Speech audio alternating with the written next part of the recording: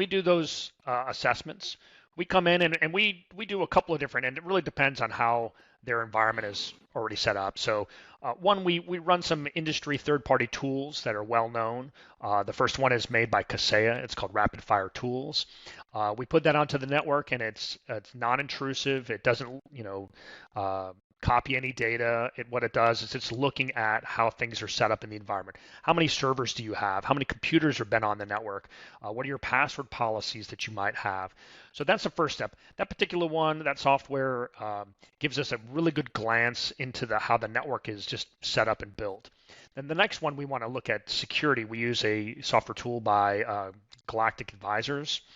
And that tool is a security tool that we run on just a sampling of the machines, 4 or 5 machines. And that really tells us about the security that's there. So what kind of antivirus do you have or not? Can the software run on the system or not?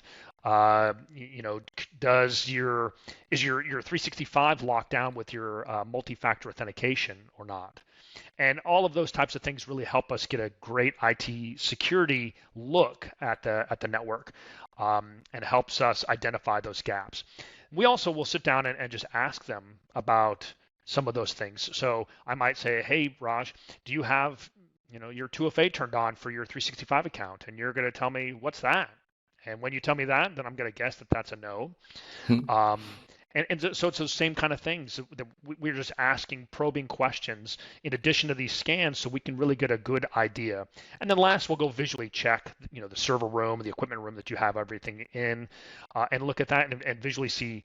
And we see a lot where you've got your battery backup system for the server. It's got a red light on it.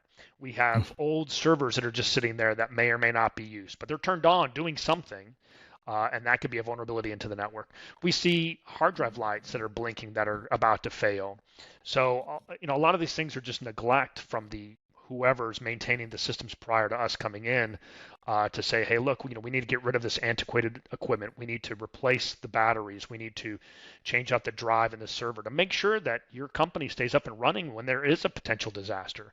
If another hard drive fails in that scenario, well, the server is probably going to go down and your business will be down.